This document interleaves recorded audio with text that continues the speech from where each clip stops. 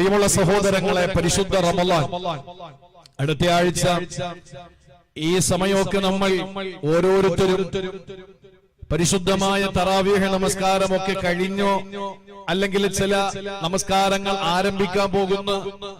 ചില സ്ഥലങ്ങളിൽ നമസ്കാരത്തെ പറ്റി അവരുടെ തറാവീഹ് നമസ്കാരത്തിനെ സംബന്ധിച്ചുള്ള ചില മസ്അലകളെ പറ്റിയിട്ടുള്ള ഇമാമിന്റെ അറിയിപ്പുകളൊക്കെ നടക്കുന്ന ഒരു സമയമാണ്.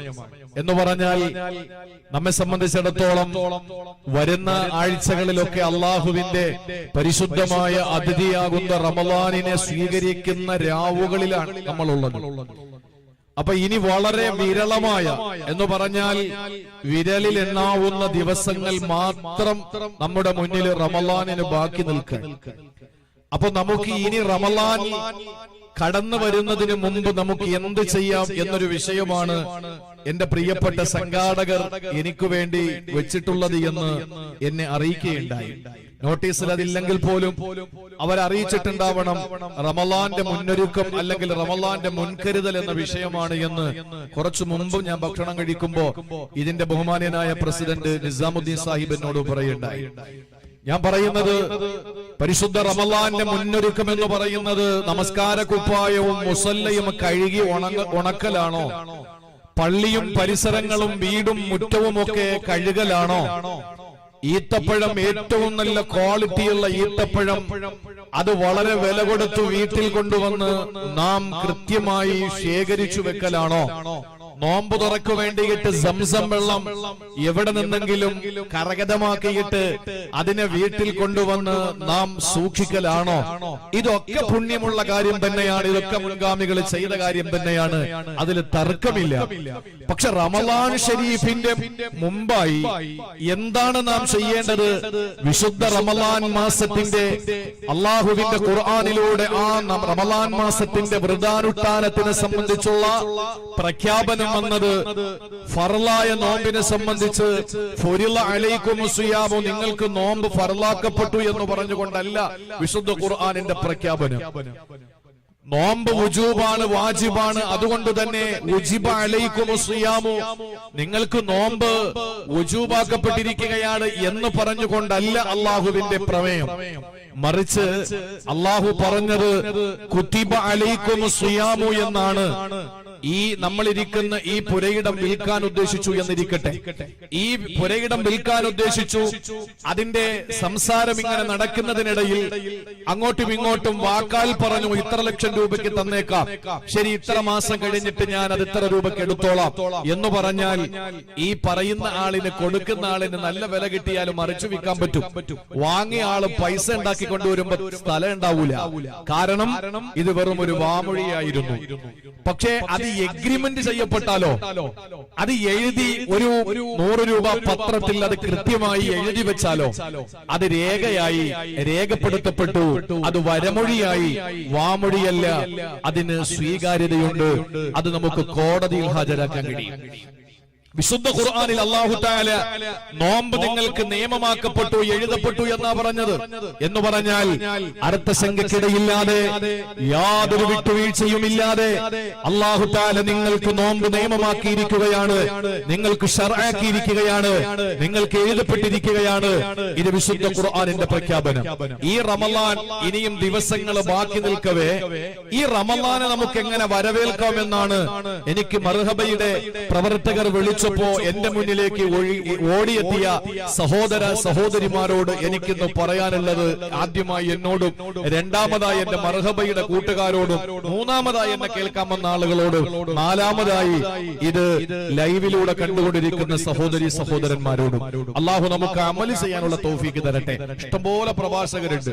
ഞാൻ പ്രസംഗിക്കണമെന്ന് ആഗ്രഹം തോന്നിയത് കരുനാഗപ്പള്ളി ചുറ്റുമൂലയിൽ ഞാൻ പഠിക്കുമ്പോ അവിടെ ഞാൻ എന്റെ ഒരു സുഹൃത്തിന്റെ വീട്ടിൽ കണിയാപുരത്ത് അണക്കപ്പിള്ളയില് ഞാൻ എന്റെ ഒരു സുഹൃത്തിന്റെ വീട്ടില് ലീവ് സമയത്തൊന്ന് പോയപ്പോ അണക്കപ്പിള്ള മൈതാനിയിൽ മനോഹരമായ ഒരു പ്രഭാഷണം നടക്കുന്നുണ്ട്. ആ പ്രസംഗം കേൾക്കാൻ വേണ്ടി എന്റെ കൂട്ടുകാരനോടൊപ്പം ഞാൻ അവിടെ പോയി. അങ്ങനെ പോകുമ്പോ ബഹുമാനപ്പെട്ട ഷാഫി ഉസ്താദാണ്. ഞാൻ ആമുഖത്തിലെ മുഖദ്ദിമയിലെ ബിസ്മി ഓതിയപ്പോ തന്നെ ഞാൻ അങ്ങ് വീണു. എന്തൊരു സൗന്ദര്യമാണ്, എന്തൊരു സൗരഭ്യമാണ്, എന്തൊരു സുഖമാണ് കേൾക്കാൻ. അപ്പൊ അതുകൊണ്ട് തന്നെ അൽഹംദുലില്ലാ അന്ന് മനസ്സിൽ കോറിയിട്ടു എനിക്കും ഒരു പ്രഭാഷകനാകണം. അതിനുശേഷം ഞാൻ ഒരിക്കൽ ചുറ്റുമൂല പഠിക്കുമ്പോ മറ്റൊരു ഉസ്താദിന്റെ വാഹനത്തിന്റെ പിന്നിൽ കയറിയിട്ട് ഞാൻ ബഹുമാനപ്പെട്ട ഉസ്താദിന്റെ വീട്ടിൽ വന്നു. അന്ന് മക്കളൊക്കെ ചെറുതാ. അൽഹംദുലില്ലാ എന്നോട് അന്ന് ഉസ്താദ് പറഞ്ഞത് ഇപ്പോഴും ഞാൻ ഓർക്കുകയാണ്. രണ്ട് കാര്യമുണ്ടെങ്കിലും മകന് നിനക്ക് പ്രഭാഷകനാകാൻ പറ്റും. അതിൽ ഒന്ന് നിനക്ക് ആഗ്രഹം ഉണ്ടാകണം. ഞാൻ പറഞ്ഞു നല്ല ആഗ്രഹമുണ്ട്. രണ്ട് പരിശ്രമം ഉണ്ടാകണം. ഞാൻ പറഞ്ഞു ഇൻഷാ അല്ലാഹ് ഇന്ന് മുതൽ പരിശ്രമിക്കാം. അതിനുശേഷം അൽഹംദുലില്ലാ പല വേദികളിലും ആലങ്കോട് പ്രസംഗം കേൾക്കാൻ പോയിട്ടുണ്ട്, കാരേറ്റ് പ്രസംഗം കേൾക്കാൻ പോയിട്ടുണ്ട്. അവിടെ എന്താണ് പറഞ്ഞതെന്നും അവിടെ എങ്ങനെയാണ് പ്രസംഗിച്ചതെന്നും ഇന്നും എന്റെ മനസ്സിൽ വർഷങ്ങൾ കഴിഞ്ഞിട്ടും എന്റെ മനസ്സിൽ ഓർമ്മയുണ്ട്. അപ്പോ അൽഹംദുലില്ലാ പ്രഭാഷകർക്ക് കുറവൊന്നുമില്ല, പ്രഭാഷകർക്ക് കുറവൊന്നുമില്ല. പുതിയ പുതിയ നവപ്രഭാഷകന്മാർ കടന്നു വരുമ്പോഴും അന്നത്തെ പ്രഭാഷകരിൽ ഇന്ന് നിലനിൽക്കുന്നവരിൽ വളരെ ചുരുങ്ങിയ പേരിൽ ഒരാളാണ് ബഹുമാനപ്പെട്ട ഉസ്താദ് അവറുകൾ. അള്ളാഹു ആഫിയത്ത് കൊടുക്കട്ടെ, അള്ളാഹു ദീർഘായുസ് കൊടുക്കട്ടെ, അള്ളാഹു താല ആ ശബ്ദത്തിന് അള്ളാഹു താല ആയുസ് കൊടുക്കട്ടെ. ഒരുപാട് കാര്യങ്ങൾ പഠിക്കാൻ കണ്ടന്റുകളുണ്ട്. ബുദ്ധിയുള്ളവർക്ക് ചിന്തിക്കാനുള്ള വഴികൾ തുറന്നു തരും. അള്ളാഹു തൗഫീഖ് തരട്ടെ. ഞാൻ പറഞ്ഞത് പ്രസംഗിക്കാൻ ആളുകളുണ്ട്, പ്രസംഗം വെക്കാൻ ആളുകളുണ്ട്, ശ്രോതാക്കളും അതിലേറെയുണ്ട്. പക്ഷെ അത് ജീവിതത്തിൽ പ്രാവർത്തികമാക്കുമ്പോഴാണ് ആ പ്രസംഗം പ്രസംഗമാകുന്നത്. ചുണ്ടുകളിൽ നിന്ന് കാതുകളിലേക്കുള്ള പ്രയാണമല്ല പ്രസംഗം, മറിച്ച് ഹൃദയത്തിൽ നിന്ന് ഹൃദയത്തിലേക്കുള്ള ഒഴുക്കാണ് പ്രസംഗം. അമലുകൾ ചെയ്യണം. ഹാലു റജുലിൻ ഫി അൽഫി റജുലിൻ അൻഫഉ മിൻ വഅലി അൽഫി റജുലിൻ ഫി റജുലിൻ. 1000 പേര് ഒരാൾക്ക് വഅല് പറയുന്നതിനേക്കാൾ നല്ലത് ഒരാള് ആയിരങ്ങളുടെ മുമ്പിൽ പ്രവർത്തിക്കലാണ്. അല്ലാഹു നമുക്ക് പറയുന്നത് കേൾക്കുന്നത് ജീവിതത്തിൽ പ്രാവർത്തികമാക്കാനുള്ള തൗഫീഖ് തരട്ടെ. ഇനി എന്ത് ചെയ്യാം നമുക്ക്? എഴുതി വെച്ചോ, റമളാൻ ഇനി എണ്ണപ്പെട്ട ദിവസങ്ങൾ, 2, 3, 4 ദിവസങ്ങൾ മാത്രം. ആ ദിവസങ്ങൾ കഴിഞ്ഞാൽ റമളാൻ വരികയാണ്. ഇനിയുള്ള ദിവസം എന്ത് ചെയ്യാൻ പറ്റും? അതാണ് എന്റെ വിഷയം. അള്ളാഹു മനസ്സിലാക്കാനുള്ള തൗഫീഖ് തരട്ടെ. സൂറത്തുൽ ബഖറ 183-ാമത്തെ ആയത്തിലൂടെ അള്ളാഹു തആല നമ്മെ പഠിപ്പിക്കുകയാണ്. നിങ്ങൾക്ക് നോമ്പ് നിയമമാക്കപ്പെട്ടിരിക്കുകയാണ്. ഇത് പറയാൻ വേണ്ടി അല്ലാഹു തആല വിളിച്ച അഭിസംബോധന വാചകം എന്തെന്നറിയോ? എന്തു പറഞ്ഞുകൊണ്ടാണ്? അല്ലാഹു പറയുകയാണ്, യാ അയ്യുഹല്ലദീന ആമനൂ കുതിബ അലൈക്കുമുസ് സിയാമു കമാ കുതിബ അലല്ലദീന മിൻ ഖബ്ലിക്കും ലഅല്ലക്കും തത്തഖൂൻ. വിശുദ്ധമായ ഖുർആൻ സൂറത്തുൽ ബഖറയിലൂടെ അല്ലാഹു തആല പറയുകയാണ്, യാ അയ്യുഹല്ലദീന ആമനൂ, സത്യവിശ്വാസികളെ. അല്ലാഹു വിളിക്കുന്ന വിളി എങ്ങനെയാണ്?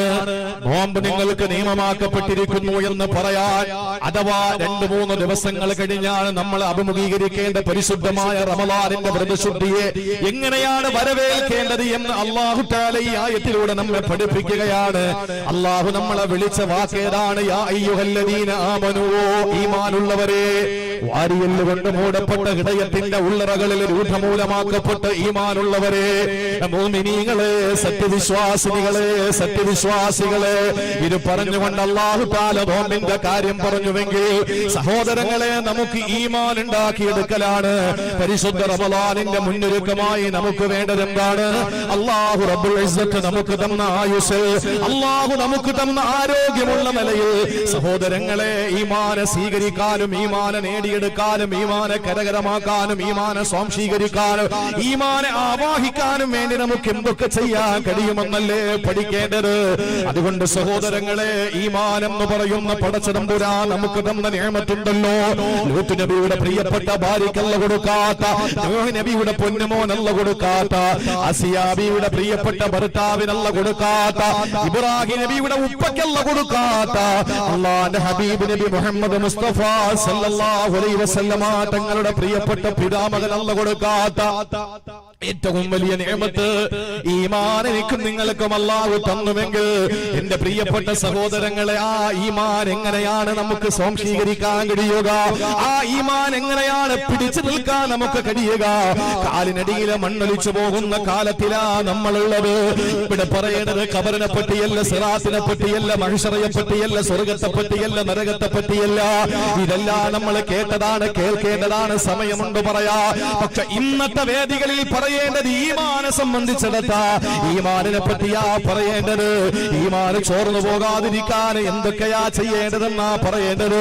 ഇസ്തിഖാമത്തിനെ പറ്റിയാണ്, യഖീനിനെ പറ്റിയാണ്, ഇഖ്ലാസിനെ പറ്റിയാ നമുക്ക് പറയേണ്ടത്. അതുകൊണ്ട് സഹോദരാ, അല്ലാഹുവിന്റെ പരിശുദ്ധമായ പുണ്യമായ റമളാൻ, പരിശുദ്ധമായ റമളാൻ ഒന്ന് ഉറങ്ങിപ്പോയാൽ ഉറക്കത്തിന് പോലെ തസ്ബീഹിന്റെ കൂലി കൊടുക്കുന്ന ഉറക്കത്തിൽ നമ്മൾ കിടന്നുറങ്ങുമ്പോ ആ ഉറക്കത്തിൽ നമുക്ക് അല്ലാഹു തആല ഇബാദത്തിന്റെ പുണ്യം തരുന്ന പരിശുദ്ധമായ റമളാൻ ഉണ്ടല്ലോ. എത്ര ജീവിതത്തിൽ നമ്മൾ ഓടിയാലും എത്താത്ത പദവിയിലേക്ക് കരകതമാക്കാൻ ഓടിക്കയറാ അല്ലാഹു ഒരു രാത്രി കൊണ്ട് നമ്മെ അനുഗ്രഹിച്ചിരിക്കുമ്പോ ആ പരിശുദ്ധമായ രാത്രി കൊണ്ട് ധന്യമാക്കപ്പെട്ട മാസമാണ് റമളാൻ. ആ റമളാൻ മാസത്തിലേക്ക് നമുക്ക് കടന്നു പോകുമ്പോ സഹോദരങ്ങളെ എങ്ങനെയാണ് പോകേണ്ടത്? അല്ലാഹുവിന്റെ ഹബീബ് സല്ലല്ലാഹു അലൈഹി വസല്ലമ തങ്ങൾ മസ്ജിദുൻ നബവിയിലേക്ക് കടന്നു വരുമ്പോൾ, സുബ്ഹി നമസ്കാരത്തിന് കടന്നു വരുമ്പോ സ്വഹാബത്ത് മദീനത്തെ പള്ളിയിൽ നിറഞ്ഞിരിക്കുകയാ. അല്ലാഹുവിന്റെ ഹബീബ് കടന്നു വരുമ്പോ മദീനത്തുൻ നബവിയിൽ നിറഞ്ഞിരിക്കുന്ന സ്വഹാബത്തിനോട് ഹബീബായ നബി തങ്ങൾ ചോദിച്ചതെന്നറിയോ? കൈഫ അസ്ബഹ്തും, നിങ്ങൾ എങ്ങനെയാണ് സുപ്രഭാതത്തിൽ കടന്നു വന്നത്? എങ്ങനെയാണ് പ്രഭാതത്തെ നിങ്ങൾ വരവേറ്റത്? എങ്ങനെയാണ് സുബഹി സമയത്ത് നിങ്ങൾ കടന്നു വന്നത്? ഈ സുബഹിന് നിങ്ങളുടെ മാനസിക അവസ്ഥ എന്താണെന്ന് ചോദിക്കുമ്പോ കാരുണ്യത്തിന്റെ പ്രവാചകനോട് അവിടത്തെയോട് സഹാബത്ത് പറഞ്ഞിരുന്നെന്നറിയോ? അസ്ബഹനാ മുഅ്മിനീന യാ റസൂലല്ലാഹ്, നബിയെ ഞങ്ങൾ പ്രഭാതത്തെ സ്വീകരിച്ചത്, ഞങ്ങൾ പ്രഭാതത്തെ വരവേറ്റത് അല്ലാഹുവിന്റെ ഹബീബേ മുഅ്മിനീങ്ങളായിട്ടാ. ഞങ്ങളുടെ ഹൃദയത്തിൽ ഈമാനാ നബിയെ, ഞങ്ങളുടെ ഹൃദയത്തിൽ ഈമാനാ. അല്ലാഹുവിന്റെ റസൂൽ സഹാബത്തിനോട് സഹജമായി ന്യായമായിട്ട് ഒരു ചോദ്യം ചോദിച്ചു. എന്തെന്നറിയോ? നിങ്ങൾ പറഞ്ഞല്ലോ നേരം വെളുത്തപ്പോ ഈമാനുള്ളവരാണ് എന്ന്. എന്നാ ഞാൻ നിങ്ങളോട് ചോദിക്കുന്നു, വമാ അലാമത്തു ഈമാനിക്കും, നിങ്ങളുടെ ഈമാന്റെ അടയാളം എന്താ? നിങ്ങൾ ഈമാനുള്ളവരാണെന്ന് പറഞ്ഞല്ലോ, ആ ഈമാന്റെ അടയാളം എന്താണെന്ന് ചോദിക്കുമ്പോ അല്ലാഹുവിന്റെ റസൂലിനോട് സഹാബത്ത് പറയുകയാണ്, നബിയേ ഞങ്ങളുടെ ജീവിതത്തിൽ 3 സ്വഭാവ ഗുണങ്ങളുണ്ട്, ഞങ്ങൾക്ക് 3 സ്വഭാവ വൈശിഷ്ട്യമുണ്ട്, ഞങ്ങൾ 3 സ്വഭാവത്തിന്റെ ഉടമകളാ. ഏതൊക്കെയാണ് സ്വഭാവം? ഒന്നാമത്തേത് നസ്ബിറു അലൽ ബലാ, നസ്കുറു അലർ റഖാ, നറലാ ബിൽ ഖലാ. അല്ലാഹുവിന്റെ ഹബീബ് ഇത് കേൾക്കേണ്ട താമസം അവിടെ നിന്ന് പറഞ്ഞതെന്തെന്നറിയോ? സഹാബത്തെ അന്തും മുഅ്മിനൂന ഹഖാ, നിങ്ങൾ ഒറിജിനൽ മുഅ്മിനീങ്ങളാ, നിങ്ങൾ യഥാർത്ഥ ഈമാനുള്ളവരാ. എന്റെ പ്രിയപ്പെട്ട സഹോദരങ്ങളെ, ഒരു മനുഷ്യനെ കാണാൻ കഴിയാത്ത ഹൃദയത്തിന്റെ ഉള്ളറകളിൽ ഒരു മുട്ടിയുടെ വലിപ്പമുള്ള വാരിയല് കൊണ്ട് മൂടപ്പെട്ട ഹൃദയാന്തരാളങ്ങള് ഒരു മനുഷ്യന് മറ്റൊരാൾക്ക് കാണിച്ചു കൊടുക്കാൻ പറ്റാത്ത ഒന്നുണ്ടതാണ് ഈമാൻ. അത് എന്റെ ഹൃദയത്തിൽ നിന്ന് നിങ്ങളുടെ ഹൃദയത്തിലേക്ക് പാസ് ചെയ്യപ്പെടുന്നുണ്ട് പല രീതിയിലായി. ഒരു സലാം പറയുന്നതിലൂടെ, ഒരു വിളിക്കുത്തരം നൽകുന്നതിലൂടെ, ഒന്ന് പുഞ്ചിരിക്കുന്നതിലൂടെ, നിങ്ങളുടെ സങ്കടങ്ങളിൽ ഞാൻ ഇടപെടുന്നതിലൂടെ അത് നമുക്ക് കാണാൻ കഴിയില്ല. നോക്കൂ സഹോദര, ഈ ഒരു ലൈറ്റിൽ നിന്ന് അടുത്ത ലൈറ്റിലേക്ക് നമുക്ക് കാണാൻ കഴിയാത്ത ഒരു വയറുണ്ട്. ആ വയറിലൂടെ നമുക്ക് കാണാൻ കഴിയാത്ത വിദ്യുത് ശക്തിയുടെ പ്രവാഹമുണ്ട്. ഇതുപോലെയാണ് ഒരു മനുഷ്യന്റെ ഹൃദയത്തിൽ നിന്ന് ലോകത്തുള്ള ഏത് മോമിനാണെങ്കിലും അവന്റെ ഹൃദയത്തിലേക്ക് ഈമാന്റെ ഒരു വലിയ പ്രവാഹം നടക്കുന്നത്. സഹോദരങ്ങളെ, നമുക്ക് ആർക്കും ഒന്ന് കാണിച്ചു കൊടുക്കാൻ കഴിയില്ല. ആ ഈമാൻ അല്ലാഹുവിന്റെ റസൂൽ സഹാബത്തിനോട് ചോദിക്കുമ്പോ അവര് ഈ 3 വിശേഷണങ്ങൾ പറഞ്ഞെങ്കിൽ അല്ലാഹുവിന്റെ റസൂൽ പറഞ്ഞതെന്താണ്? 7 ആകാശങ്ങൾക്ക് മുകളിൽ നിന്ന്, സപ്തവാനങ്ങൾക്ക് മുകളിൽ നിന്ന് പടച്ചവൻ അറിയിക്കാത്തതെന്ന്, ജീവിതത്തിൽ ഒരു അക്ഷരം പോലും അവിടുത്തെ റിസാലത്തിന്റെ പൊൻചമ്പകപ്പോ ചുണ്ടിൽ നിന്ന് കടന്നു വരാത്ത മദീനയുടെ മണവാളന്, മക്കയുടെ രാജാവ്, നമ്മുടെ ഹൃദയത്തിന്റെ തുടിപ്പ് കണ്ണിന്റെ കൃഷ്ണമണിയായ നബി മുഹമ്മദ് മുസ്തഫ ഒരക്ഷരം പോലും അല്ലാഹുവിന്റെ ഹബീബ് സ്വന്തമായി പറഞ്ഞിട്ടില്ല. മാ യന്തിഖു അനിൽ ഹവാ ഇൻ ഹുവ ഇല്ലാ വഹയ്യുഹാ. ഒരക്ഷരം പോലും അല്ലാഹുവിന്റെ ഹബീബ് വഹയിന്റെ സന്ദേശമില്ലാതെ മിണ്ടിയിട്ടില്ല. അങ്ങനത്തെ പ്രവാചകന് സഹാബത്തിനോട് പറഞ്ഞത്, സഹാബ ഈ 3 വിശേഷണം നിങ്ങളുടെ ജീവിതത്തിലുണ്ടെങ്കിൽ, ഈ 3 സ്വഭാവ വൈശിഷ്ട്യം നിങ്ങൾക്ക് ഉണ്ടെങ്കിൽ, സഹാബ തീർച്ച അന്തും മുഅ്മിനൂന ഹഖാ, നിങ്ങൾ യഥാർത്ഥ മുഅ്മിനീങ്ങൾ തന്നെയാണ്. എന്റെ പ്രിയപ്പെട്ട സഹോദരങ്ങളെ, സഹാബത്ത് പറഞ്ഞ ആ 3 സ്വഭാവ ഗുണങ്ങൾ നമ്മുടെ ജീവിതത്തിൽ ഉണ്ടായാൽ ഉറപ്പായിട്ട് നമ്മൾ യഥാർത്ഥ മുഅ്മിനീങ്ങളാണ്. നമ്മുടെ ഈമാനെ ചോദ്യം ചെയ്യാൻ ലോകത്തൊരു ശക്തിക്ക് കഴിയില്ല. ഒരാൾക്കും നമ്മുടെ ഈമാനെ തകർക്കാൻ കഴിയില്ല. അതുകൊണ്ട് ഞാൻ പറയാൻ, എന്നോടും നിങ്ങളോടും എനിക്ക് ഈ അവസാന നിമിഷത്തിൽ പരിശുദ്ധ റമളാൻ ഇനി നമ്മുടെ മുമ്പിലേക്ക് കടന്നു വരുന്നതിന് ഏതാനും ദിവസങ്ങൾക്ക് മുമ്പ് എനിക്ക് പറയാനുള്ളത്, ആ 3 സ്വഭാവ ഗുണങ്ങൾ നമുക്ക് ഇന്നത്തെ ദിവസം ഇവിടെ നിന്ന് സ്വായത്തമാക്കണം. അള്ളാഹു തൗഫീഖ് തരട്ടെ, അള്ളാഹു തൗഫീഖ് തരട്ടെ. ധൈര്യമായിട്ട് നിങ്ങൾ ആമീൻ പറയും. കസേര കൂടിയതാണ്, സംഘാടകരുടെ മനസ്സിന്റെ വിശാലത. അൽഹംദുലില്ലാഹ്, നമുക്ക് കാണാൻ പറ്റാത്ത അള്ളാഹുവിന്റെ അംലാക്കുകളുടെ അനുസ്യൂത പ്രവാഹം ഈ മജ്ലിസിലേക്ക് കടന്നു വന്നിട്ടുണ്ട്. അൽഹംദുലില്ലാഹ്. ഇതിന്റെ പ്രവർത്തകരൊന്നും ഇലക്ഷന് നിൽക്കുന്നവരല്ല, വോട്ട് നേടാൻ വേണ്ടിയിട്ടൊന്നുമല്ല. ഇതിന്റെ പ്രവർത്തകരൊന്നും നാളെ അവർക്ക് എന്തെങ്കിലും നേടിയെടുക്കാൻ വേണ്ടിയിട്ടല്ല. പച്ചപാവങ്ങളാണ്. അള്ളാഹു അവർക്ക് എല്ലാ അർത്ഥത്തിലും അള്ളാഹു ഇതിന് ഓരോ ദിവസത്തെയും ഓരോ മണിക്കൂറിന്റെയും പ്രതിഫലം അള്ളാഹു അവരുടെ ജീവിതത്തിന്റെ ഇരുലോകത്തും അള്ളാഹു നൽകി അനുഗ്രഹിക്കുമാറാവട്ടെ. സഹോദരങ്ങളെ, 4 ഭാഗത്തും മഴയാണ്. അള്ളാഹു ബറക്കത്ത് തന്നിരിക്കുക നമുക്ക്. 4 ഭാഗത്തും മഴ. ഞാൻ ഇങ്ങോട്ട് വരുമ്പോ തന്നെ ഇങ്ങോട്ട് വരാൻ വേണ്ടി ഓച്ചറയിൽ നിന്ന് കുറെ സുഹൃത്തുക്കള് അവര് വിളിച്ചിട്ട് പറഞ്ഞു, ഭയങ്കര മഴയല്ലേ, ഇനി എങ്ങനെ വരാ? ശരിയാണ്, ഓച്ചറയിലൊക്കെ ഭയങ്കര മഴയാണ്. ഞാൻ നിസാം സാഹിബിനെ വിളിക്കുമ്പോ ഇവിടെ മഴയില്ല. അൽഹംദുലില്ലാഹ്. അള്ളാഹു അവന്റെ റഹ്മത്തിന്റെ മഴത്തുള്ളികളെ ഇൽമിന്റെ മജ്ലിസിൽ നിന്ന് കുറച്ചു നേരത്തേക്ക് മാറ്റി നിർത്തുകയാണ്. നമ്മളോടുള്ള സ്നേഹത്തിന്റെ പേരിലാണ്, നമ്മളോടുള്ള താല്പര്യത്തിന്റെ പേരിലാണ്. അള്ളാഹു അത് മുതലാക്കാൻ, അത് നഷ്ടപ്പെടുത്തി കളയാതിരിക്കാൻ അള്ളാഹു തൗഫീഖ് നൽകി അനുഗ്രഹിക്കുമാറാവട്ടെ. ഇവിടെ വന്നവരാരും മോശക്കാരല്ല. അള്ളാഹു വിജയിച്ചവരുടെ കൂട്ടത്തിൽ നിങ്ങളെ പെടുത്തും. 3 പേര് നബി തങ്ങളുടെ സദസ്സിലേക്ക് കടന്നു വന്നു. ഒരാള് കിട്ടിയ ഒരു ഇരിപ്പിടത്തിലേക്ക് ചാടിയങ്ങ് വീണു. ഒരാള് കയ്യും കെട്ടി പുറകിൽ മാറി നിന്നു. ഹദീസാണ്, സ്വഹീഹാണ്. 3-മത്തെ ആൾ അവിടെ ചുറ്റിക്കറങ്ങിയിട്ട് ഒരൊറ്റ പോക്ക. ഇത് കണ്ടിട്ട് മുസ്തഫായ തങ്ങൾ സല്ലല്ലാഹു അലൈഹി വസല്ലം സഹാബത്തിനോട് പറഞ്ഞു, ആദ്യത്തെ ആൾ ആരെന്നറിയോ? അള്ളാഹുവിലേക്ക് അഭയം പ്രാപിച്ചവനാണ്. അതുകൊണ്ട് അള്ളാഹു അവന് അഭയം കൊടുത്തിരിക്കുകയാണ്. അൽഹംദുലില്ലാഹ്, നിങ്ങൾക്ക് അള്ളാഹു അഭയം തന്നിരിക്കുകയാണ്. 2-മത്തെ വിഭാഗം, ആ വന്ന പുറകിൽ നിന്ന ആള് അള്ളാന്റെ വിഷയത്തിൽ അവന് ഭയങ്കര ലജ്ജയാണ്. അതുകൊണ്ട് അവന്റെ വിഷയത്തിൽ ലജ്ജിക്കുകയാണ്. അള്ളാഹു കാക്കട്ടെ. ഇനി 3-മതൊരു വിഭാഗം, അത് അള്ളാഹുവിനെ ഒഴിവാക്കിയവനാണ് അവൻ. അതുകൊണ്ട് അവനെയും ഒഴിവാക്കിയിരിക്കുകയാണ്. അള്ളാഹു നമ്മളെ ജീവിതത്തിൽ ഒരു സമയത്ത് പോലും അങ്ങനെ ഒരു ദുരന്തത്തിന് അള്ളാഹു ഇരയാക്കാതിരിക്കട്ടെ. ആര് കൈയൊഴിഞ്ഞാലും നമുക്കുള്ള നമ്മുടെ പടച്ചവനല്ലേ, നമ്മുടെ നാഥനല്ലേ. ആ നാഥൻ നമ്മളെ കൈയൊഴിഞ്ഞാലോ അള്ളാഹു നമ്മളെ കാത്തുരക്ഷിക്കട്ടെ. അതുകൊണ്ട് സഹോദരങ്ങളെ, അള്ളാഹുവിന്റെ പരിശുദ്ധമായ ഈ സദസ്സിൽ, ദീനിന്റെ സദസ്സിൽ, മജ്ലിസിൽ നമുക്ക് ഇൻഷാ അല്ലാഹ് എങ്ങനെ നമുക്ക് ഈമാൻ ഈ ദിവസങ്ങളിൽ നമുക്ക് ആർജവത്തോടുകൂടി അതിനെ നമുക്ക് നേടിയെടുക്കാൻ കഴിയും എന്നതിനെ സംബന്ധിച്ചൊന്ന് ചിന്തിക്കാം. 3 സ്വഭാവമാണ് സഹാബത്ത് പറഞ്ഞത്. 1 നസ്ബിറു അലൽ ബലാ, 2 നഷ്കുറു അലർ റഖാ, 3 നർളാ ബിൽ ഖലാ. ഇത് 3 ഉണ്ടെങ്കിൽ എല്ലാമായി. ഇത് 3 ഉണ്ടെങ്കിൽ എല്ലാമായി. നിങ്ങൾ നോക്ക്, നമുക്ക് ഇൻഷാ അല്ലാഹ് ആദ്യം പറഞ്ഞത് എന്താണ്?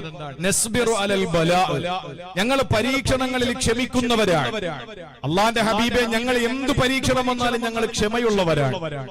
എന്താണ് ക്ഷമ? നമ്മൾ കരുതിയിരിക്കുന്നത് ഭർത്താവ് മരിക്കുമ്പോ ഭാര്യ അലമുറയിടാതെ അള്ളാഹു തിരിച്ചെടുത്തു, ഞാൻ ക്ഷമിക്കല്ലാതെ മറ്റെന്താ വഴി എന്ന് പറഞ്ഞ് ക്ഷമിക്കലാണ് സബർ, ക്ഷമ എന്ന് കരുതിയ പലരുമുണ്ട്. അത് ക്ഷമയുടെ ഒരു ഭാഗം മാത്രമാണ്. അള്ളാന്റെ പള്ളിയുടെ മിനാരത്തിൽ നിന്ന് ബാങ്ക് മുഴങ്ങുമ്പോൾ, ജീവിത തിരക്കിനിടയിൽ, ജീവിതത്തിന്റെ ഓട്ടത്തിനിടയിൽ അള്ളാന്റെ മസ്ജിദിൽ നിന്ന് ബാങ്ക് മുഴങ്ങുമ്പോൾ ഓടി വന്ന് പള്ളിയിൽ വന്ന് ജമാഅത്തായി നമസ്കരിക്കാൻ നിനക്ക് കഴിയുമോ ചെറുപ്പക്കാരാ?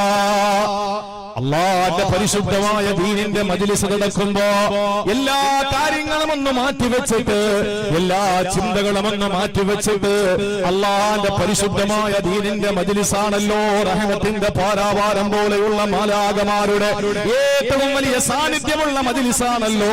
അതുകൊണ്ട് ഞാനൊന്ന് പോയിരിക്കാം, എനിക്കൊന്ന് പുണ്യം കിട്ടട്ടെ. പഠിക്കാറൊന്നുമില്ലെങ്കിൽ പോലും ആ റഹ്മത്തിന്റെ മജ്ലിസിൽ പോയിരുന്നാൽ എത്ര സന്തോഷമാ, എത്ര ആനന്ദമാ എന്നോർത്തുകൊണ്ട് ഇൽമിന്റെ മജ്ലിസിലേക്ക് ഓടി വരാൻ ക്ഷമയുള്ളവനെ കഴിയൂ സഹോദരാ. അള്ളാഹുവിന്റെ പള്ളിയുടെ മിനാരത്തിൽ നിന്ന് ബാങ്ക് മുടങ്ങുമ്പോ വീടിന്റെ അകത്തളങ്ങളിലെ മുസല്ല വിരിച്ചിട്ട് നമസ്കാര കുപ്പായം ധരിച്ച് വെള്ളമെടുത്ത് ഉളുവെടുത്ത് ആദ്യ സമയത്ത് നമസ്കരിക്കാൻ എന്റെ പെങ്ങളെ ക്ഷമയുണ്ടെങ്കിലേ കഴിയൂ. അതുപോലെ പരിശുദ്ധമായ ഹറമുണ്ടല്ലോ, കരിമ്പടം പുറച്ച കറുത്ത സുന്ദരിയായ കഅബാലയത്തിന്റെ തിരുമുറ്റത്തേക്ക് അള്ളാഹുവിന്റെ പരിശുദ്ധമായ വെളുക്കുത്തരം നൽകിക്കൊണ്ട് തൽബിയത്തിന്റെ മന്ത്രോച്ചാരണവുമായി ഒരു ഇഹ്റാമിന്റെ വസ്ത്രം ധരിച്ചുകൊണ്ട് പരിശുദ്ധമായ ഹറമിലേക്ക് കഅബാലയത്തിന്റെ മുന്നിലേക്ക് മത്താഫിലേക്ക് ഇഹ്റാമിന്റെ ഡ്രസ്സും ധരിച്ചുകൊണ്ട് ഉംറയ്ക്ക് പോകാം. അതുപോലെ തന്നെ ഹജ്ജിന് പോകാൻ ലക്ഷങ്ങൾ മുടക്കേണ്ടി വന്നാൽ പ്രശ്നമല്ലെന്ന് ചിന്തിക്കുന്നത് സഹോദരാ ക്ഷമയുള്ളവനാ. അധ്വാനിച്ച് രാവിലെ മുതൽ വൈകുന്നേരം വരെ പാടത്ത് പണിയെടുത്ത് അധ്വാനിച്ച് തനിക്ക് അല്ലാഹു നൽകിയ സമ്പത്തിൽ നിന്ന് 2.5% പാവപ്പെട്ടവന്റെ അവകാശമായിട്ട് കൊടുത്തുവിടുന്ന സക്കാത്തുണ്ടല്ലോ, അത് എന്തിനാണ് മറ്റുള്ളവന് ഞാൻ കൊടുക്കുന്നത്? ഇത് റബ്ബ് എനിക്ക് തന്നതല്ലേ, ഞാൻ കഷ്ടപ്പെട്ടുണ്ടാക്കിയതല്ലേ എന്ന ചിന്തയില്ലാതെ ഇതെനിക്ക് പടച്ചവൻ തന്ന സമ്പത്തിൽ നിന്ന് 2.5% അത് മാലിന്യമാണ്, അത് പാവപ്പെട്ടവന് കൊടുക്കുമ്പോഴാണ് എന്റെ സമ്പത്തിന് വിശുദ്ധി വരുന്നത്. ഈ ഒരു ചിന്തയോടെ സക്കാത്ത് കൊടുക്കാൻ എന്തേ മുതലാളിമാർക്ക് കഴിയാതെ പോകുന്നത്? അവർക്ക് ക്ഷമയില്ലാത്തതിന്റെ പേരിലാ. ഏതൊരാള് സക്കാത്ത് കൊടുത്താലും അല്ലാഹുവിന് ക്ഷമ കൊടുത്തതിന്റെ പേരിലാ. അതുപോലെ സഹോദരങ്ങളെ, കള്ള് നിറഞ്ഞ് പൊന്നുന്ന കുപ്പി തന്റെ കൂട്ടുകാരന്റെ കയ്യിലിരിക്കുമ്പോ അത് പരസ്പരം അങ്ങോട്ടും ഇങ്ങോട്ടും അല്ലാഹുവിന്റെ പരിശുദ്ധമായ ഖുർആൻ തിരിച്ചറിയും നിഷിദ്ധമാക്കിയ ആ കള്ളിന്റെ കുപ്പിയെടുത്തിട്ട് ചിയേഴ്സ് വിളിക്കുന്ന കൂട്ടുകാരുടെ മുമ്പ് ഇല്ല, എനിക്കതിൽ ഒരു തുള്ളി പാനം ചെയ്യാൻ കഴിയില്ലെന്ന് പറഞ്ഞുകൊണ്ട് അതിൽ നിന്ന് മാറി നിൽക്കാൻ ചെറുപ്പക്കാരാ, നിനക്ക് ക്ഷമയുണ്ടെങ്കിലേ കഴിയൂ. നീ കോടീശ്വരനാണ്, നിന്റെ സമ്പത്തിൽ നിന്ന് കുറെ സമ്പത്ത് നീ പലിശയ്ക്ക് കൊടുക്കുകയാ. എന്നിട്ട് ഒരു ജോലി ചെയ്യാതെ വീട്ടിലെ കുടവയറും തടകിയിരുന്ന് പലിശയുടെ കണക്കെഴുതുമ്പോ നിനക്ക് ജോലി ചെയ്യാതെ കൂലിയെടുക്കുന്ന ഒരു നല്ല നിലയിലുള്ള കച്ചവടമായി പലിശ കച്ചവടത്തെ കാണുമ്പോ അത് വേണ്ട, അത് സ്വന്തം മാതാവിനെ വ്യഭിചരിക്കുന്നതിന് സമാനമാണ് എന്ന് അല്ലാഹുവിന്റെ ഹബീബ് എന്നെ പഠിപ്പിച്ചതാ. ആ പലിശയുടെ ഒരു നുള്ള ഭക്ഷണം എന്റെ മക്കൾ തിന്നാൽ അവരുടെ ഇരുലോകവും നഷ്ടമാണ് എന്ന ബോധ്യത്തോടെ പലിശയിൽ നിന്ന് മാറി നിൽക്കുന്ന പണക്കാരാ, നിനക്ക് ക്ഷമയുണ്ടെങ്കിലേ കഴിയൂ പൊന്നുമോനെ. അതുപോലെ സഹോദരങ്ങളെ, പരദൂഷണത്തിൽ നിന്ന് വ്യഭിചാരത്തിൽ നിന്ന് എല്ലാ തിന്മകളിൽ നിന്ന് മാറി നിൽക്കാൻ നിനക്ക് കഴിയണോ? നിനക്ക് ക്ഷമ വേണം. ഇതാണ് ക്ഷമ എന്ന് പറയുന്നത്. അല്ലാഹു നിർബന്ധമാക്കിയ അമലുകളെ ചെയ്യാൻ ക്ഷമ വേണം. അല്ലാഹു നിഷിദ്ധമാക്കിയ പാപങ്ങളിൽ നിന്ന് മാറി നിൽക്കാൻ ക്ഷമ വേണം. ഇതൊക്കെ ക്ഷമയാണ് സഹോദര. ആ ക്ഷമയുടെ കാര്യമാണ് ഞാൻ പറയുന്നത്. ഞങ്ങൾ പരീക്ഷണങ്ങൾ വരുമ്പോ ക്ഷമിക്കുന്നവരാണ് നബിയേ. ഈ പരീക്ഷണങ്ങൾക്ക് അപ്പുറത്ത് സഹാബത്ത് നേരിട്ട പരീക്ഷണങ്ങൾ എന്താ? പ്രിയമുള്ള സഹോദരങ്ങളെ, ബുദ്ധിമുട്ടുകളോ പ്രയാസങ്ങളോ പട്ടിണിയും കടന്നു വരുമ്പോ സഹബ് അബീ താലിബിന് പട്ടിണി കിടന്ന ഉപരോധം ഏർപ്പെടുത്തപ്പെട്ടപ്പോ എന്റെയും നിങ്ങളുടെയും ലോകത്തിന്റെയും നേതാവ് നബി മുഹമ്മദ് മുസ്തഫ, ഇവിടുത്തെ ഹൈന്ദവന്റെ നേതാവ് നബി മുഹമ്മദ് മുസ്തഫ, ഇവിടുത്തെ ക്രൈസ്തവന്റെ നേതാവ് നബി മുഹമ്മദ് മുസ്തഫ, ലോകത്തിന്റെയും അചേതന സചേതന വസ്തുക്കളുടെ നേതാവ് നബി മുഹമ്മദ് മുസ്തഫ, ആകാശത്തിന്റെയും ഭൂമിയുടെയും മാമലകളുടെയും സാഗരങ്ങളുടെയും സ്വർഗത്തിന്റെയും നരകത്തിന്റെയും ജിന്നുകളുടെയും മനുഷ്യന്റെയും അർശിന്റെയും കുർസിന്റെയും ലോഹിന്റെയും കലമിന്റെയും ഈ ലോകം അല്ലാഹ് അല്ലാത്ത എല്ലാത്തിന്റെയും സൃഷ്ടിപ്പിന് കാരണക്കാരനായ, അല്ലാഹ് അല്ലാത്ത എല്ലാത്തിന്റെയും സൃഷ്ടിപ്പിന് കാരണക്കാരനായ അൽ ആലം എന്ന് പറഞ്ഞാലും ആസിഫൽ ബാരി, അല്ലാഹ് അല്ലാത്തതിനെയാണ് ആലം എന്ന് പറയുക. അല്ലാഹ് അല്ലാത്ത എല്ലാത്തിന്റെയും സൃഷ്ടിപ്പിന് കാരണക്കാരനായ നബി മുഹമ്മദ് മുസ്തഫ സഅദ് അബീ താലിബിന് പട്ടിണി കിടക്കുമ്പോ ഉപരോധം ഏർപ്പെടുത്തപ്പെട്ടപ്പോ വെള്ളം കുടിക്കാനില്ലാതെ പാടുപെട്ടപ്പോ സഹോദരങ്ങളെ, കൂടെ ഉണ്ടായിരുന്നവരെ ക്ഷമിച്ചവരാ. ഒരു നേരത്തെ ഭക്ഷണം കഴിക്കാൻ വകയില്ലാതെ പാടുപെട്ട സഹാബത്തുണ്ടായിരുന്നു. ആ ക്ഷമയെല്ലാം സഹാബത്ത് അല്ലാഹുവിന്റെ ഹബീബിനോട് പറഞ്ഞ വാക്കിലുണ്ട്, നബിയേ ഞങ്ങളെ പരീക്ഷണങ്ങളിൽ ക്ഷമിക്കുന്നവരാ. ഞാൻ ക്ഷമയെപ്പറ്റി കൂടുതൽ പറയുന്നില്ല, വിഷയം വിശാലമാണ്, സമയം ചുരുക്കമാണ്, എന്റെ അറിവും പരിമിതമാണ്. സഹോദരങ്ങളെ, ക്ഷമയെന്ന് പറഞ്ഞാൽ എല്ലാം കൂടെ പറയാൻ നമുക്ക് സമയമില്ല. പക്ഷെ പറയാതിരിക്കാൻ നിവൃത്തിയില്ലാത്തൊരു കാര്യമുണ്ട്. ഏതെന്നറിയോ? എന്നെ കേൾക്കുന്ന എന്റെ സഹോദരിമാരെ, എന്റെ സഹോദരങ്ങളെ, ജീവിതത്തിൽ എന്തെങ്കിലും ഒരു പരീക്ഷണം നിങ്ങൾക്ക് നേരിട്ടാൽ, അത് മക്കളുടെ രോഗമാകാം, അത് ഭർത്താവിന്റെ അസുഖമാകാം, അത് പ്രിയപ്പെട്ട ഭാര്യയുടെ തളർന്നു പോകുന്ന രോഗമാകാം. സഹോദരങ്ങളെ, ഏത് പരീക്ഷണങ്ങൾ നമ്മൾ നേരിടുമ്പോൾ പടച്ചവനാണ് മറ്റൊരു മഖ്ലൂഖിനോടത് പറയല്ലേ, ഒരു ഇബാദിനോടും അത് പറയല്ലേ. എന്തുകൊണ്ടെന്നറിയോ? ഇന്ന് നമ്മുടെ ഏറ്റവും വലിയ സ്വഭാവ വൈകൃതം എന്തെന്നറിയോ? ഒരു പരീക്ഷണമല്ല തന്നാലും മറ്റുള്ളവരോട് വിളമ്പി നടക്കുകയാ, മൈക്ക് വെച്ച് കെട്ടുകയാ. അല്ല എന്നോടങ്ങനെ ചെയ്തു, എന്നോട് മാത്രം എന്തേ പടച്ചവൻ അങ്ങനെ ചെയ്യുന്നത്? എന്റെ ഭാര്യയ്ക്ക് മാത്രം എന്തേ എന്നും അസുഖമുള്ളത്? ഇല്ല മുസ്ലിം സ്വരൂപക്കാരാ, ഒരു ഖുദ്സിയായ ഹദീസിലൂടെ അള്ളാന്റെ ഹബീബ് പഠിപ്പിച്ചതെന്തെന്നറിയോ? അല്ല പറയുന്നത്രേ, എന്റെ ഇബാദുകൾക്ക് ഞാൻ എന്തെങ്കിലും ഒരു ചെറിയ പരീക്ഷണം കൊടുത്താൽ, ഒരു ചെറിയ തലവേദന കൊടുത്താൽ, ഒരു ചെറിയ പനി കൊടുത്താൽ, ഒരു ചെറിയ ജലദോഷം കൊടുത്താൽ, അവര് നാട് നീളെ എന്നെ പറ്റി പറഞ്ഞു നടക്കുകയാണ്, പരിഭവം പറയുകയാ. എന്നിട്ട് അല്ല പറയുന്നു, എന്നാൽ എനിക്കെതിരെ അവരെ പ്രവർത്തിക്കുന്ന ധിക്കാരമുണ്ടല്ലോ, വലിയ വലിയ മോശമായ പ്രവർത്തനങ്ങൾ എനിക്കെതിരെ ചെയ്യുമ്പോ ഇന്ന് വരെ ഞാൻ എന്റെ മുഖറബീങ്ങളായ മലക്കുകളോടും പറഞ്ഞിട്ടില്ല, എന്റെ മുഖറബീങ്ങളായ മലായിക്കത്തുകളോട് പോലും പറഞ്ഞിട്ടില്ല. നോക്കൂ സഹോദരങ്ങളെ, നമ്മൾ എന്തെല്ലാം തെറ്റുകൾ ചെയ്തു അല്ല ആരോടെങ്കിലും പറഞ്ഞോ? ഈ കാലഘട്ടത്തില്, ഈ 2022 മാർച്ച് മാസത്തിന്റെ അവസാന സമയത്ത് ഞാൻ പറയുകയാണ്, ഒരു ഭർത്താവിന്റെ രഹസ്യം മുഴുവനും ഭാര്യ അല്ല അറിയിക്കുമായിരുന്നെങ്കിൽ എവിടെയാണ് കുടുംബജീവിതത്തിന്റെ ഊഷ്മളതയുള്ളത്? എവിടെയാ കുടുംബജീവിതം ശാശ്വതമാകുന്നത്? എന്നേ ശിഥിലീകരിച്ചേനെ, എന്നേ ശൈഥില്യത്തിലെത്തിയനെ സംശയമുണ്ടോ?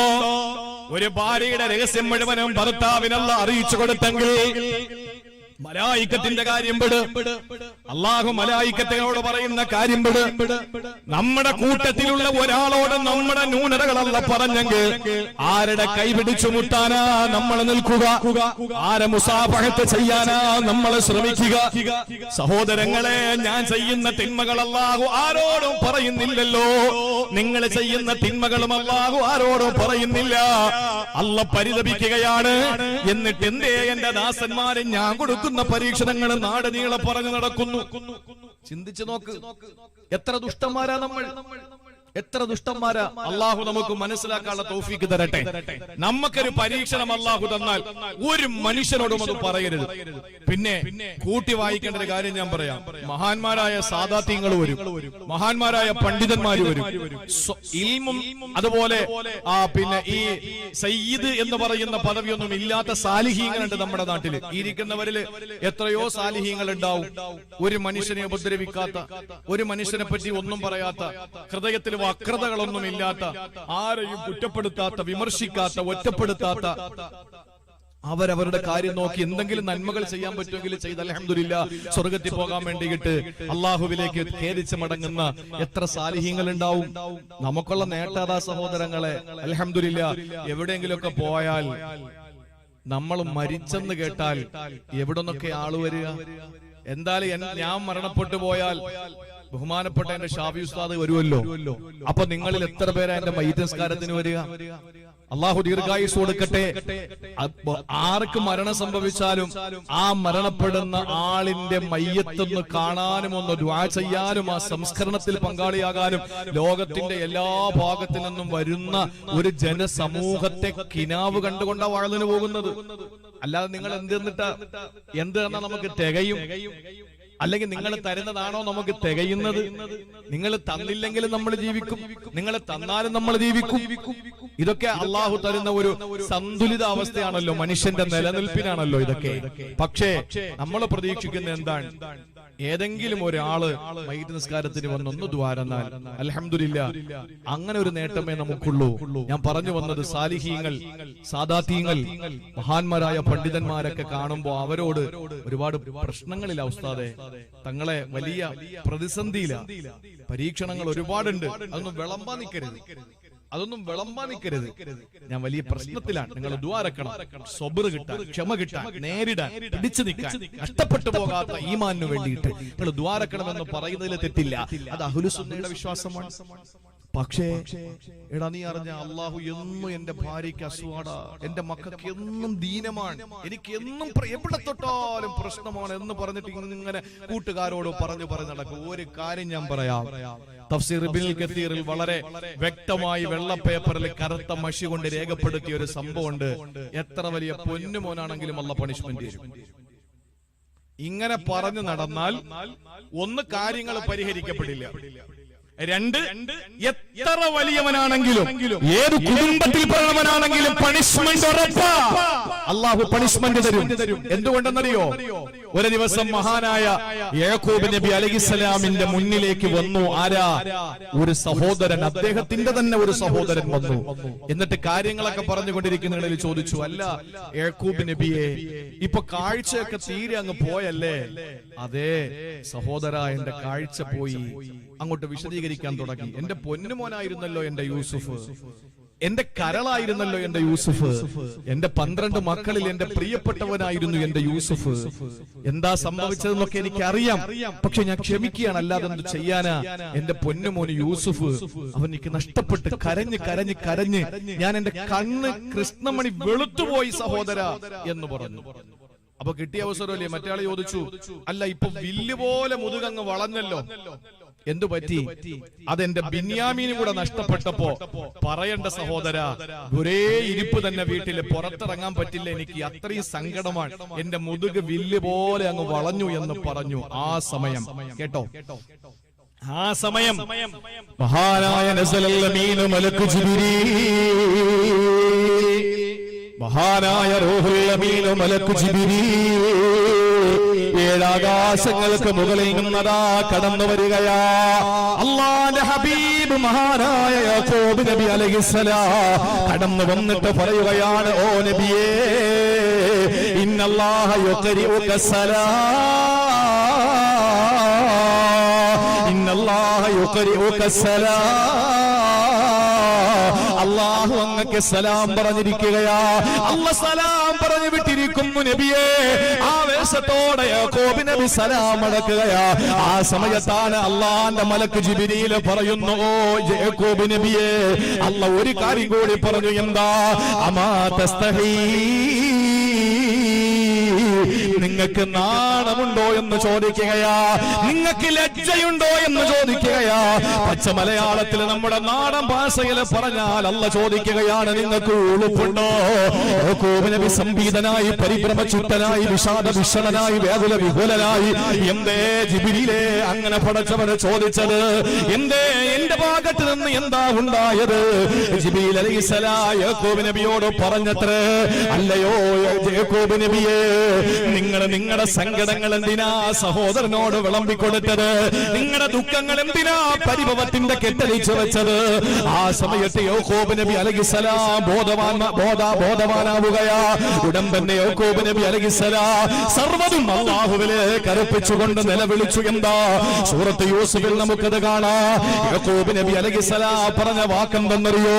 ഇന്നമാ അശ്കൂ ബത്തി വഹുസ്നി ഇലല്ലാഹ്, ഇന്നമാ അശ്കൂ ബത്തി വഹുസ്നി ഇലല്ലാഹ്, എന്റെ ദുഃഖങ്ങളും എന്റെ എല്ലാ ആവലാദികളും നിന്നെ ഞാൻ ഏൽപ്പിക്കുകയാ, ശിക്കായത്ത് ഞാൻ നിന്നെ ഏൽപ്പിക്കുകയാണ് റബ്ബേ, എന്റെ ദുഃഖങ്ങൾ മുഴുവനും നിന്നെ ഞാൻ ഏൽപ്പിക്കുകയാ. എന്റെ ഹൃദയത്തിനകത്ത് നീറുന്ന ഒരുപാട് പ്രശ്നങ്ങളുണ്ട് റബ്ബേ. എന്റെ പൊന്നുമോൻ യൂസുഫ് എനിക്ക് നഷ്ടമായി പടച്ചവരെ, എന്റെ ബിനിയാമിൻ എനിക്ക് നഷ്ടമായി തമ്പുരാനെ, എനിക്ക് സഹിക്കാൻ പറ്റുന്നതിനപ്പുറത്താണ് നാഥാ, എല്ലാം ഞാൻ നിന്നെ ഏൽപ്പിച്ചിരിക്കുകയാ. ഇതങ്ങ് പറഞ്ഞിട്ട് മഹാനായ യാക്കൂബ് നബി അലൈഹിസ്സലാം എന്താ പറഞ്ഞതെന്നറിയോ?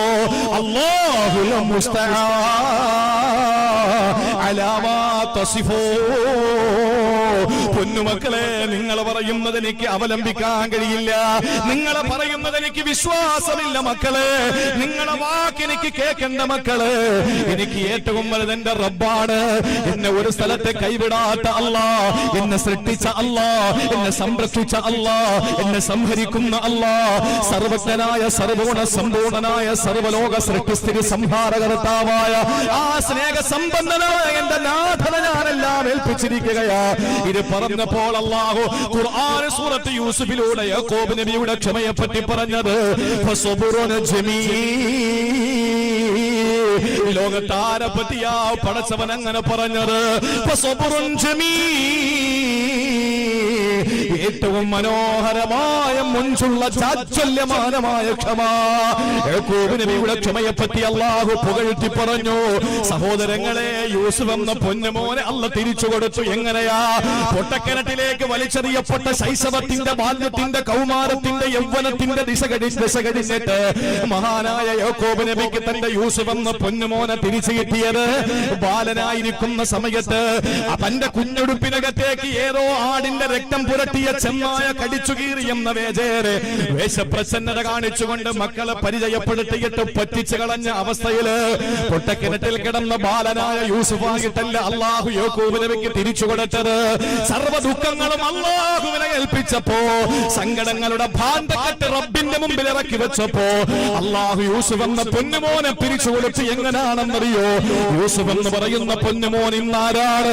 പൊട്ടക്കിണറ്റിലെ ഒരു ബാലനല്ല, എന്റെ വീട്ടിൽ വളർന്ന ശിശുവല്ല, പിന്നെയോ അടിമച്ചന്തയിലെ വിൽപ്പന ചരക്കല്ല, പിന്നെയോ ഏതോ ഒരു പെണ്ണ് ആകൃഷ്ടനാകിട്ട് പിടിക്കാൻ ശ്രമിച്ചപ്പോ കാരാഗ്രഹത്തിന്റെ അകത്തളങ്ങളിലേക്ക് ഏറ്റവും വലിയ ക്രൂരമായ നിലയിൽ വേട്ടയാടപ്പെട്ട ഒരു തടവ് പുള്ളിയല്ല, പിന്നെയോ ഇന്ന് ഈജിപ്ത് എന്ന് പറയുന്ന, മിസ്ർ എന്ന് പറയുന്ന രാജ്യത്തിന്റെ അധിപനായി രാജകുമാരനായി വാഴുകയാ. അല്ലാഹുവിന് കഴിവുണ്ട് മുസ്ലിമേ, അല്ലാഹുവിന് കഴിവുണ്ട് മുസ്ലിമേ. അതുകൊണ്ട് ക്ഷമിക്കാൻ നമുക്ക് കഴിയുമോ? ഒരു മനുഷ്യനോടും പരിഭവം പറയാൻ പാടില്ല. അല്ലാഹു തരുന്ന പരീക്ഷണങ്ങളെ നെഞ്ചുറപ്പോടെ സ്വീകരിച്ചുകൊണ്ട് പാതിരാത്രിയുടെ നിശബ്ദതകളിൽ അല്ലാഹുവിന്റെ മുമ്പിൽ പൊട്ടിക്കരഞ്ഞ് പറവങ്ങള് അല്ലാഹുവിന് വേണ്ടി പാതിരാ നമസ്കാരം നിർവഹിക്കാൻ നിനക്ക് കഴിയോ? മുസല്ല വിരിച്ചിട്ട് നമസ്കാര കുപ്പായം ധരിച്ചു. ആ നമസ്കാര കുപ്പായം മുഴുവനും നിന്റെ കണ്ണുനീര് കൊണ്ട് കുതിരട്ടെ മോളെ. നിന്റെ നമസ്കാര കുപ്പായം, നിന്റെ മുസല്ലയും കണ്ണീരിനാൽ കുതിരട്ടെ മോളെ. എന്നിട്ട് നിന്റെ സങ്കടത്തിന്റെ കഥകൾ മുഴുവൻ പടച്ചവനോട് പറ. അല്ലാഹുവിന് അറിയാത്തതൊന്നുമല്ലല്ലോ.